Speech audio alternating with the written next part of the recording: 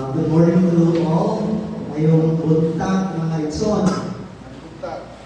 Ato ipakita ato mga pag-is ng mga kaniyo. Okay. Happy Sunday.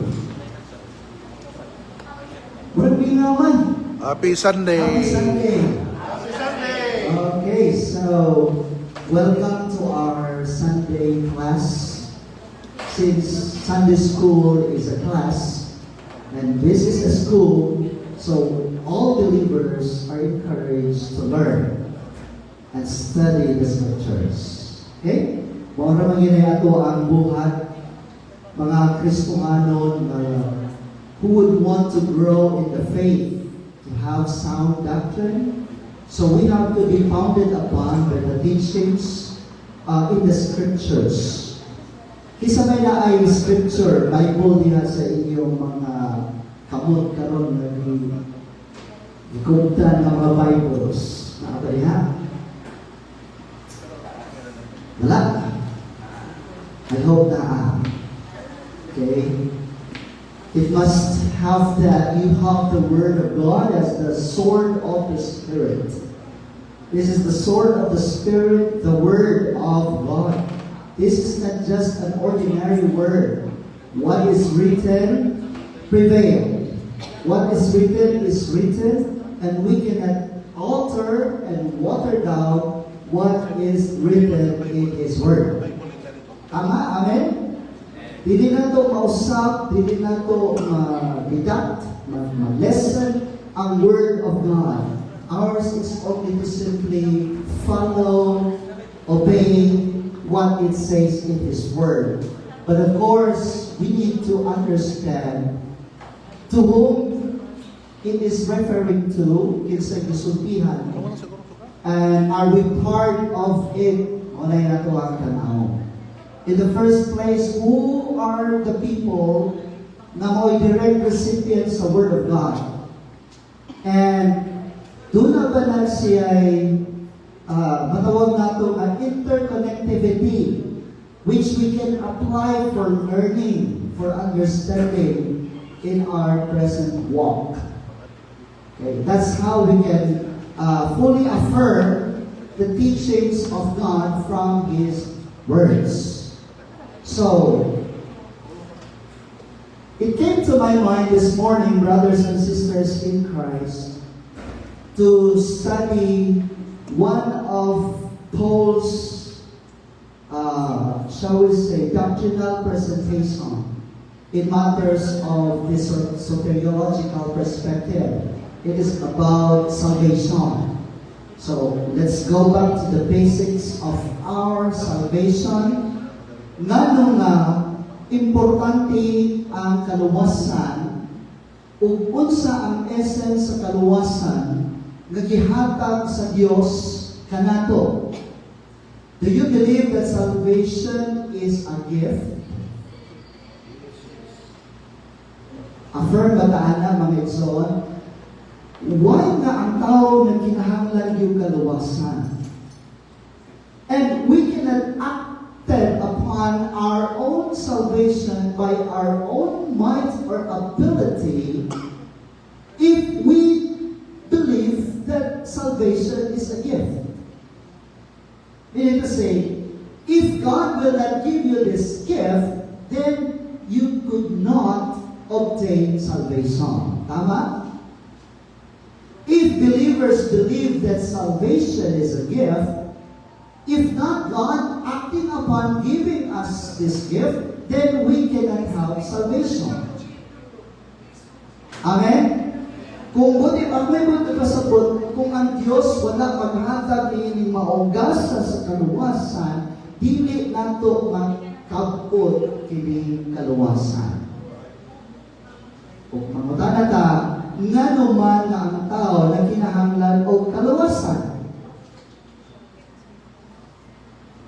I know this is a very basic question, but we need to understand why. This is a blunder among those who had not attained salvation or who had no knowledge about this salvation. This is a great blunder. This is the question that many people nowadays are what? Looking for. Asking about how to be saved. Tama? Dagan mo ta, kung saan man yun na magkaon na ako ang kaluwasan. How can I achieve? How can I get salvation? And many people don't mind about these things because they have a better perspective that if you are a sinner, then meaning to say, you have no chance at all to go to heaven. Wala may makasasala na makatos langit. Tama? Na may makasasala na makatos langit. You can only have it, or that would be possible, kung i-absuelto na ta sa Ginoo sa ato mga sala. Wala na, wala'y makasasala mo ato sa langit. Ano naman? You are already absuelto naman sa imong sala. So you are no longer held accountable. Because God acted upon your salvation. So what if pasabot, since we believe that salvation is a gift, and God acted it upon, He gave this gift to each one of us, meaning He already forgot our trespasses and sins. That's why we came up with the doctrine of total forgiveness. Mutuo ba ta adunay gitawag og total forgiveness? Raise your hand kung nagtuo ta adunay total forgiveness. Wala man mingaw. Nagtuo ba ta adunay total forgiveness? Mga igsoon? Yes. Gipasaylo sa Ginoo ang atong mga kalapasan, ang atong mga kasalanan, and this is part of the whole gift that God gave to us. Kinananindot ang Ginoo. He did not look or watch upon our daily trespasses and sins. Because of His immeasurable love, sa dili masukod na gugma o grasya sa Dios na iyang gihatag kanato. And this is the very reason why He gave His only begotten Son and died on the cross for our sins. Let's go to the foundation of our passage of our study this morning. Open yung mga Biblia sa Romans chapter 8,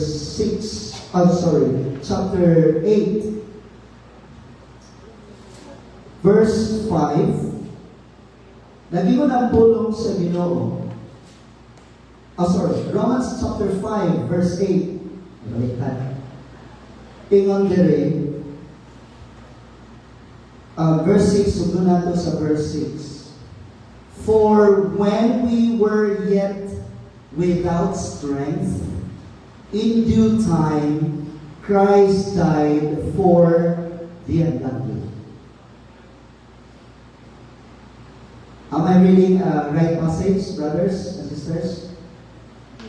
For scarcely, talagsaon ra, for a righteous man will one die. Ato ni siyang i-dissect. Nanaw na ito ni siya. Yet peradventure for a good man some would even dare to die. Now, kung imo ni siyang pamalandungan o maayo mga igsoon ko diyan sa Ginoo, you must come to a point of realizing yourself that in matters of obtaining the righteousness which is from the Lord, acknowledge yourself that you are without strength. Sa may buti pa sa bulanan, wala tay mahibo, wala tay kusog. Meaning, you cannot earn it by yourself alone. Yes, 6 sa 6. For when we were yet without strength. So meaning to say, when we were yet, there was a time that when we were yet unbelievers, when we did not yet obtain the salvation, we were described as what? Without strength. So, meaning the natural person without God cannot earn salvation by himself alone. What tayo mahimo man, without strength man.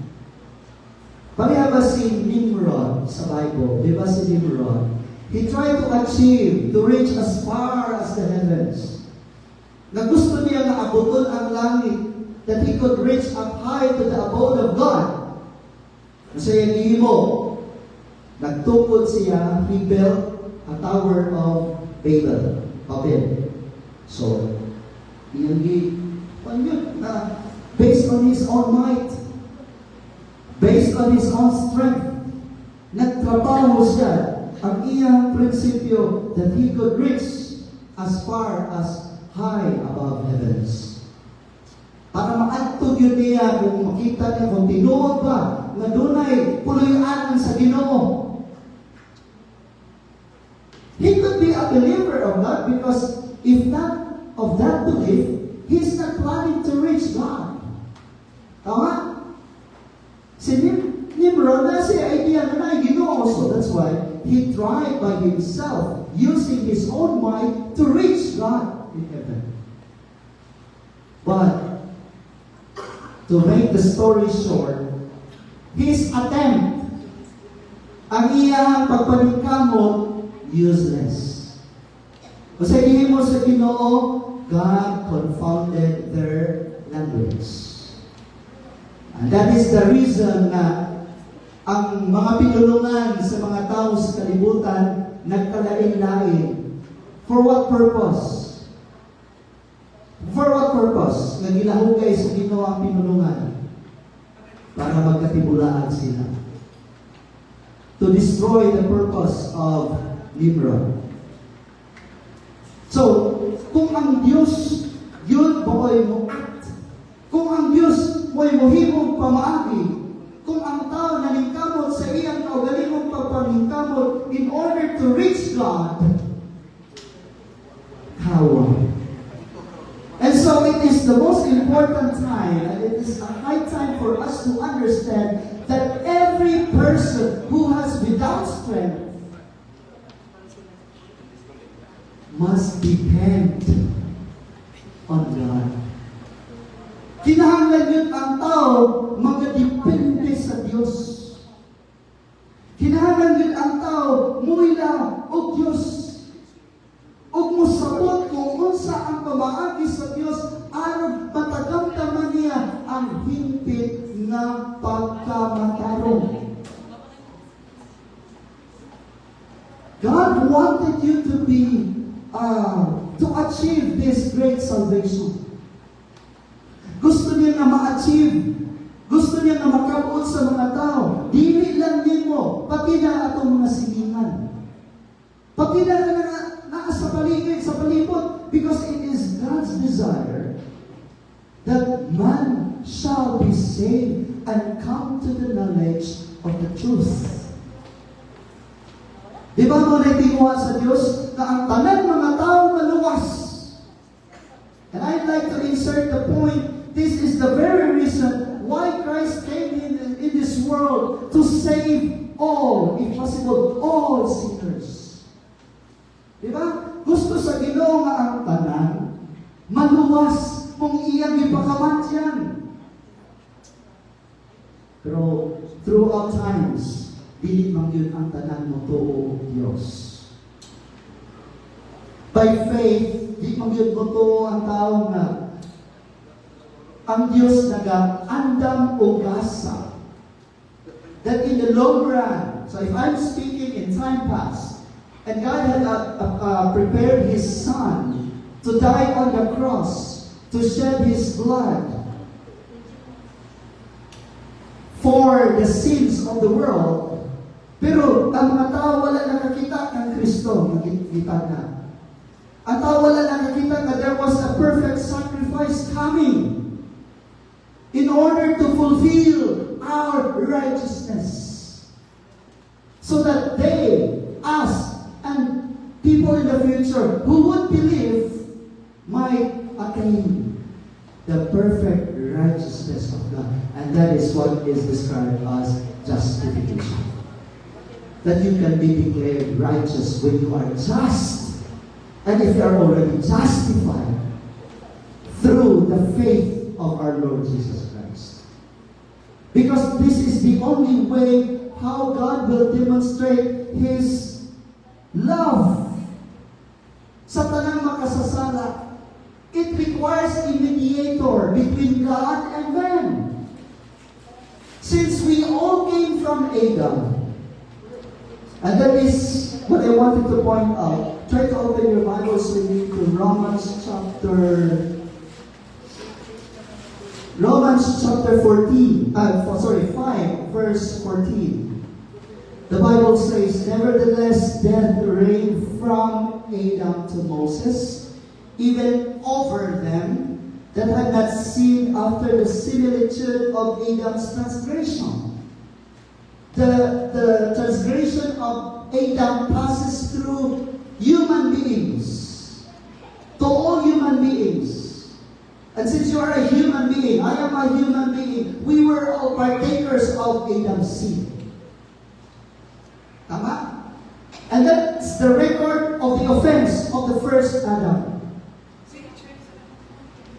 It brought sin. Nagdala ka ng sala. And not just only sin, but it also brought its consequence. What is the consequence of sin? Death. Muna nga ang tao mamatay. Tungod kay ang kamatayon bayad sa sala. If you think that you are a man which is untouchable and cannot be touched by death, wow, superhuman at yun ka, anak. But since we acknowledge that we were all touched by death, because we were all sinners, then you need to depend God. Kinahanglan yung kang magdepende sa Diyos.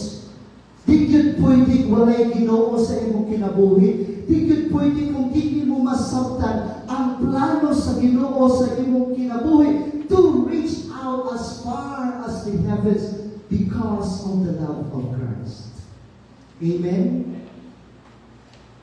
It is very important for us to know the standard of God's Word. How salvation as a free gift of God can be achieved knowing that we were all partakers of Adam's transgression or offenses. Muna sa mga igsoon ang importante. So I would like to give you a parallel. If the first Adam had brought a negative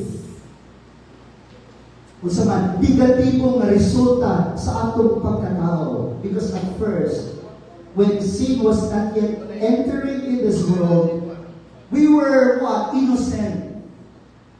There is no knowledge of good and evil.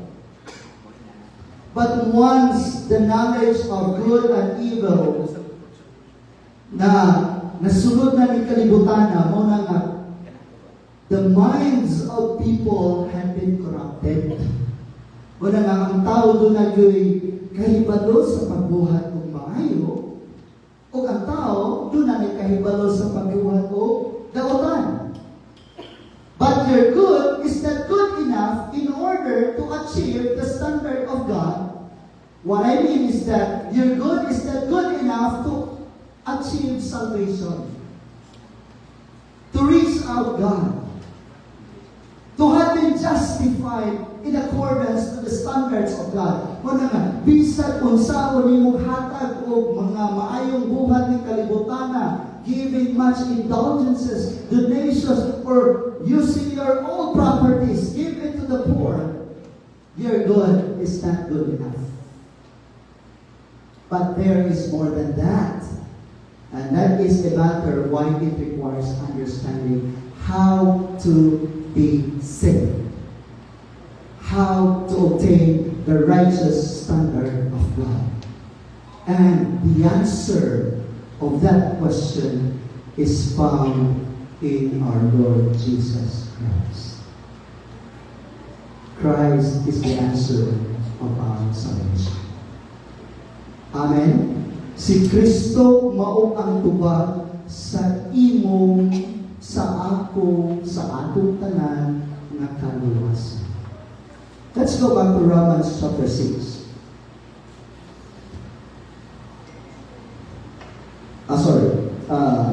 Chapter 5, verse 15. But not as the offense, so also is the free gift. The offense was committed by one, the first Adam, but the free gift is channeled through the mediator. For if through the offense of one, many be dead. Why many? Because not all are dead. Since others, there are also many have received the free gift.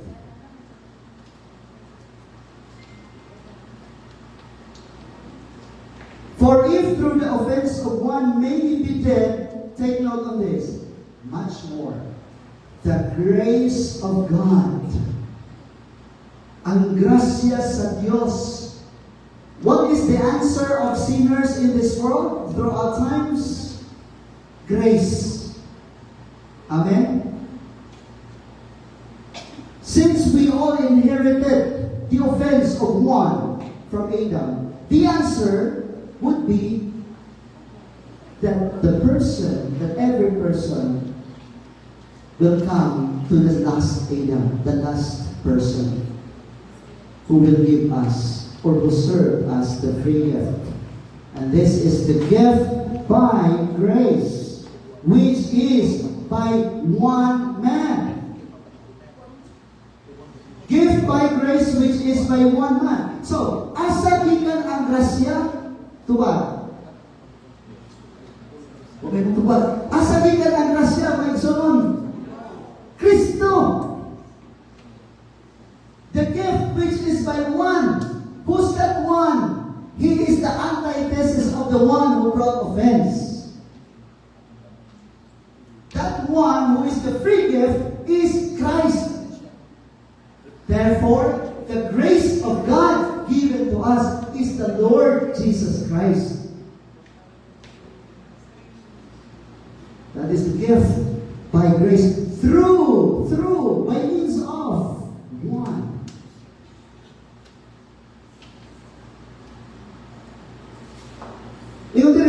And the gift by grace which is by one man, Jesus Christ, hath abounded unto many. Those many who were recipients of this one man, who served as the gift of God to us, the grace of God to all sinners, is Christ alone. That's the reason why He is the mediator between God and man. Mary could not be the mediatrix. The 12 apostles could not be our mediators. They were all servants of God, the vessels of God, in order to carry out His purpose. But in terms of achieving the right salvation, the exact standard of salvation that the Lord, the Father of all, the Almighty God, is that kana makapalipay sa atong amahan na Dios. Diha niya makaplagan sa iyang buktong anak. Diha sa usa nga mao si Kristo. Usa lang yun. Walay lain.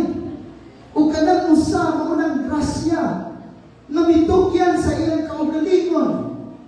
And He is the result of the demonstration of God's love to all sinners in this world. Si Kristo.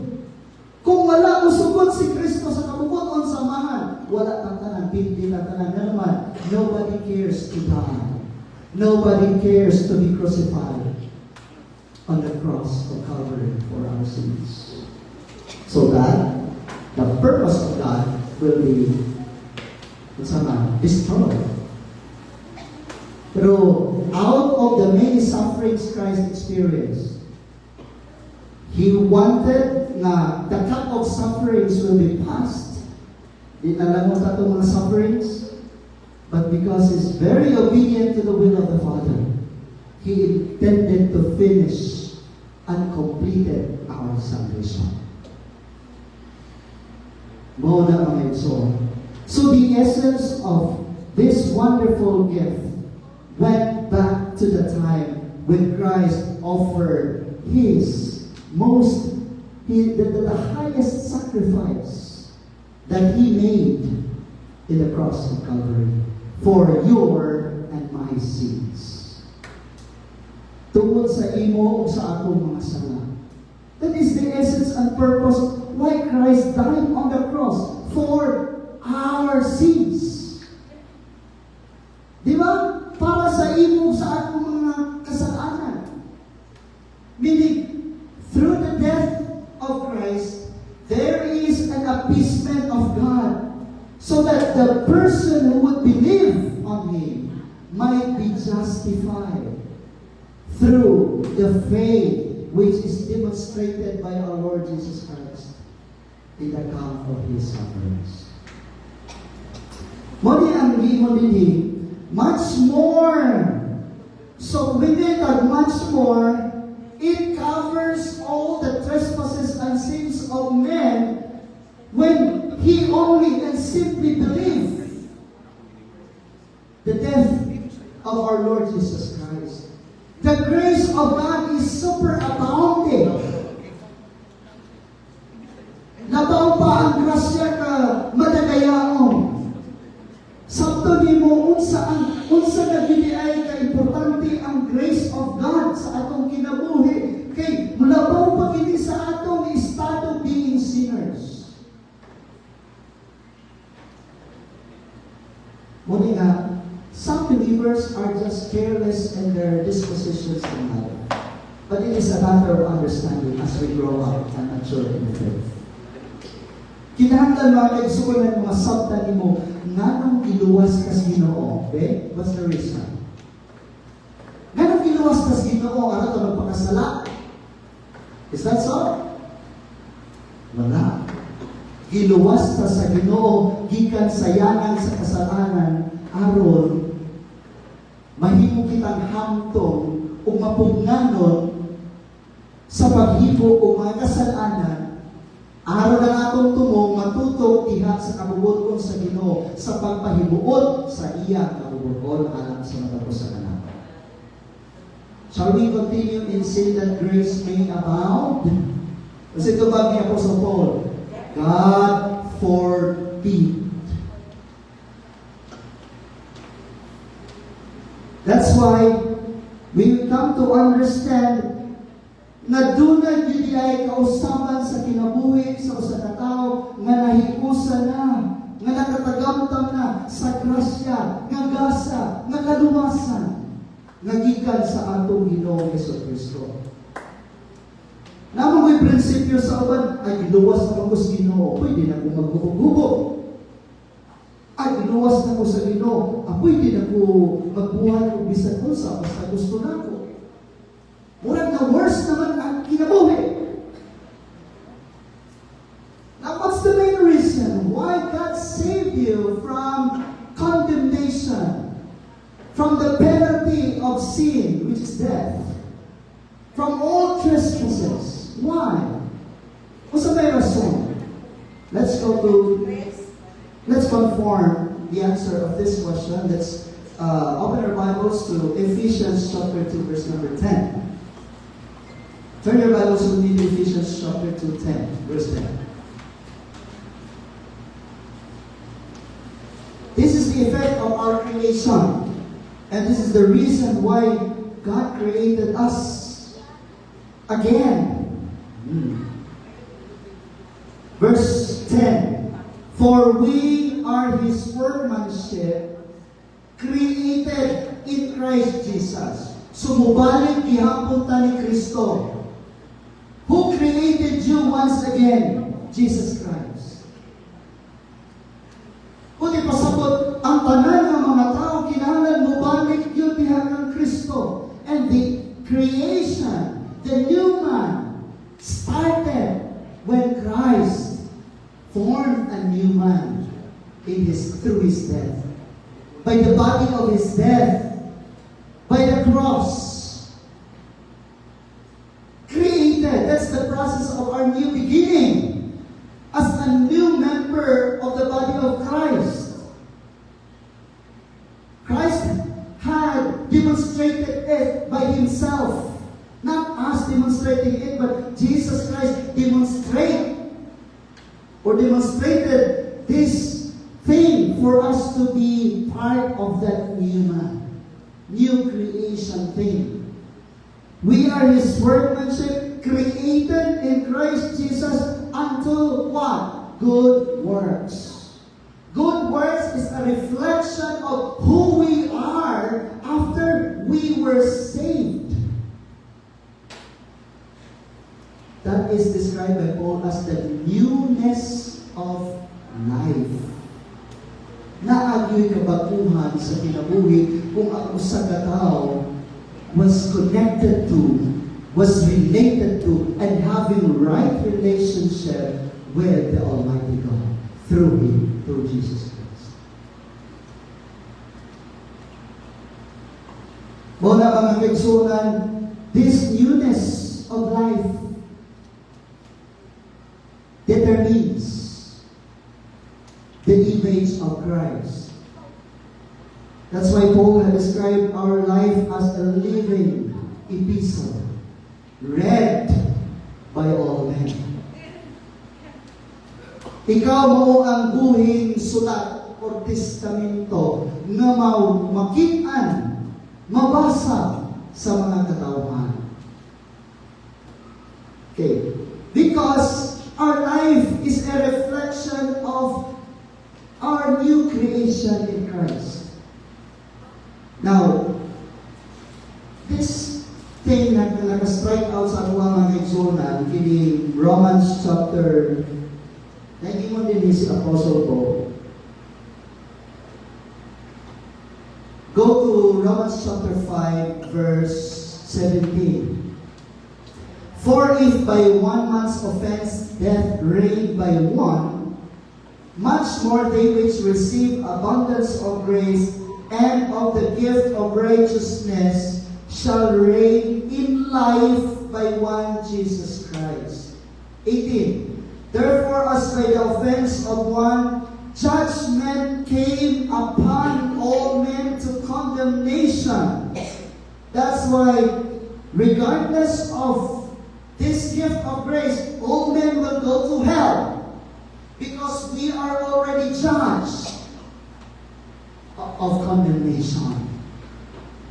Even so, even so, the righteousness of one, the free gift, came upon all men unto justification of life. Therefore, man has a choice. Man's choice is to hold on his natural position and status as being already condemned, or if he freely chooses the life unto justification of life, which is only found in the Lord Jesus Christ. Duha na ang pagpili sa tao. Magpabilin ka na in a state of condemnation, or what? To achieve the justification of life so that the heaven is yours. Ang langit imo, ang impyerno ila. Doon ay pilihan ang tao. That's why there are only two sets of resurrection. Resurrection of the just and resurrection of the unjust. Dumara. First man, second man. First Adam, second Adam. Sin and death, grace and life. Duha ra ang pagpili sa tao. No more in-betweens. Wala mga isoon. Muli dapat ato i-review, dapat ato masabihan that we can inculcate into the minds of the unbelievers. To those people who are already in the state of position as being what? Natural individuals who have not received the grace of God. Usara ang atong kausa. Wala na ng mga local denominations, regardless of all sa ilang mga doktrina. Ours is to snatch them away from the condemnation in hell and introduce them to have a great relationship with our Lord Jesus Christ so that they would freely receive the justification of life.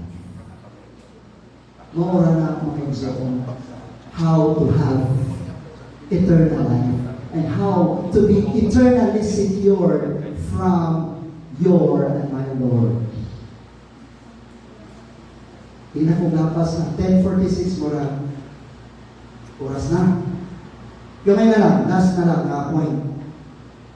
So, duha na, no? Judgment came upon all men to condemnation, but righteousness of one, the free gift, came upon all men unto justification of life. So, question, who is the source of justification? Kinsa naman ka mga tao ma-justify? Si Kristo. Muna nga sa resurrection, o sa may judge, si Kristo naman ang judge, tanawa niya kinsa man ang na-justify. When there shall come a time that you will face the throne of Christ in heaven, tanawa niya if you are already identified in Christ. Kini na-identify ni sa Ginoo, nintuon ni, nindawat ni, nintuon ni sa kaluwasan na walay bayan.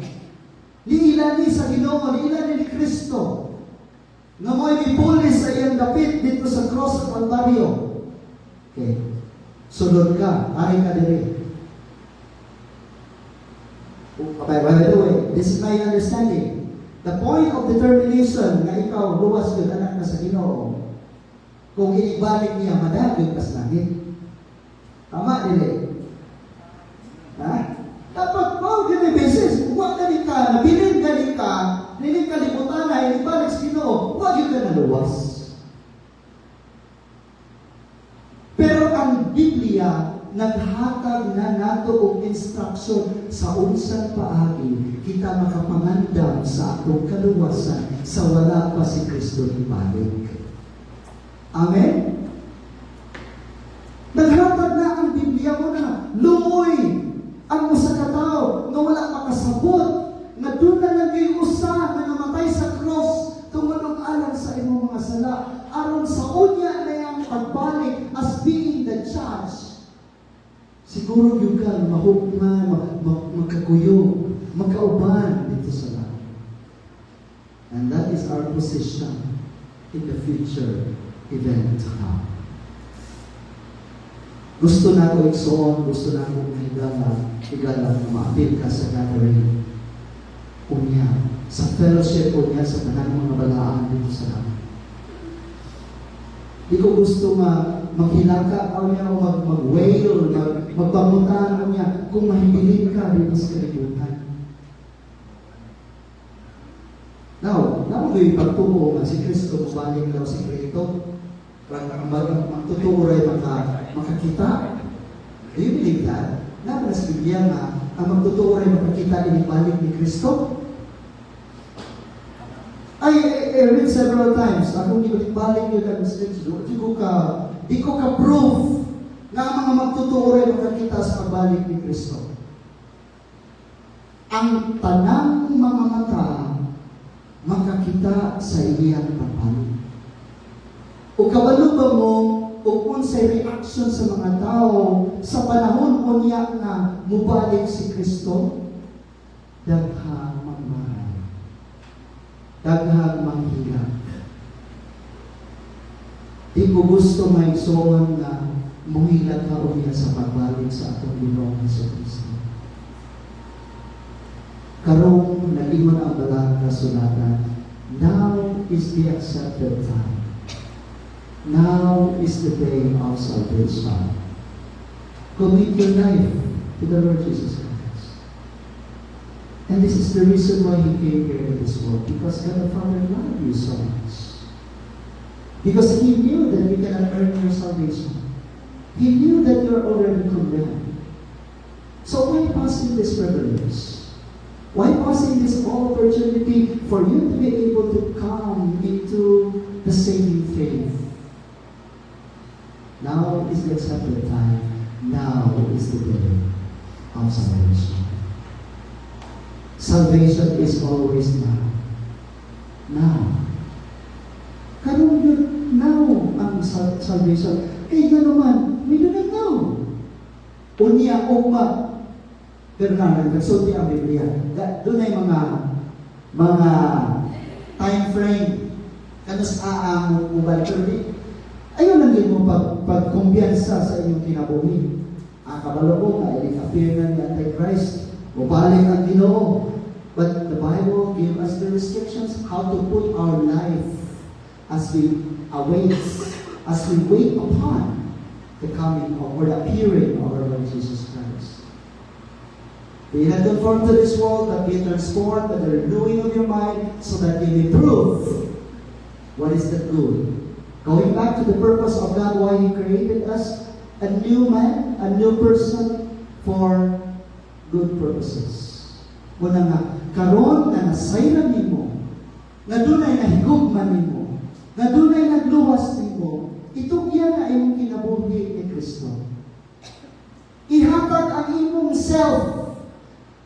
Be always affordable for the service, for the glory of God. There is no time to waste redeeming the time, because the days are evil. Paul had realized that there is a point of time in this dispensation of grace wherein the time is described as evil days. Evil. So since it is evil, so we have to be grounded and be rooted upon, settled in the faith. When gusto sa Ginoo nga, grounded tayo. Our faith should be unfailing, unwavering. In the last days, perilous times shall come when men shall be lovers of pleasures more than lovers of God. Muna din ang reality sa atong kinabuhi karon. Las nakapaling mga dangans kinabuhi, mga cellphone, mga TikTok, mga social media. Our eyes, our attention is already confined in the past. And such time is spent there competing our eyes and attention to see the opportunity of serving the Lord. Mga igsoon ko liya sa Ginoo, dili lalim ang maluwas. Muna akong sultihan niyo. Dili lalim ang nakaangkon sa kaluwasan. Because by all means, the world is against you. Tama? The world is against us. However, you are always triumphant. Kadunay ka nga madaogon. Kadunay yung ka nga winner. Diha kang Kristo. Muna ang eternal security. No matter what tribulations you may encounter, just like the Apostle Paul, he said, I rather glory in my infirmities, that the power of God may rest upon me.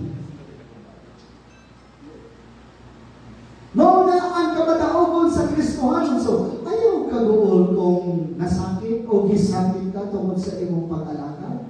Ayaw kaguol kung even mismo imong gidikanan, imong igsoon, o imong tulisod nimo, kay ibalik kang pagtuo. That's your decision. Salvation is an individual's choice. Amen? Pagpili na ang kaluwasan. Pagpili na sa tao. It is your decision. I cannot save my children. not unless my children will decide for themselves to choose the Lord Jesus Christ to be their personal Savior and Lord of their lives. Mo na mga higala, mga igsoon, ang atong mensahe, di pa ni pa na, mura nung nagwali. So, okay, so, tinawa pa nga kini nga mga butang atong napapalandungan karon. It give us a glimpse of understanding. Going back to the basic of our free gift of our salvation and our right relationship with our Lord Jesus Christ, our only Master, the only mediator between God and man, the only source of grace, the ever grace to all sinners in this world. Let's pray. Most gracious God, Heavenly Father, we come to the throne of grace once again, O Lord, to appreciate your wonderful and marvelous grace in our lives. This is the sort of comfort among us, O Lord God, because this is a free-hand knowledge and information, a fresh information, for us to be able to know how to be justified, how to achieve justification of life through our Lord Jesus Christ. You know, may mga butang siguro nga wala na mo masapi, iso na mo something, but it is very plain and simple. This is described as the simplicity we have in Christ Jesus. That we should know who He is and what He did for our sins. What He did on the cross 2,000 years ago. Nga naman siya namatay, ginubong kong nabanaw tulog alam sa mga sama. Lord, thank you for this salvation. Lord, thank you that this is an inch for us to start this wonderful moment, to serve and commit our lives, to dedicate our life once again after knowing the fact, the essence of our salvation, the true essence of our justification. That we can truly say to ourselves that we are no longer enemies before you, but your dear sons and your faithful sons, Lord. I pray that you will empower us once again as we continue serving you in the fellowship of your words. All these things I commit and trust in the mighty name of our Lord and Savior Jesus Christ. Amen and amen. Thank you very much.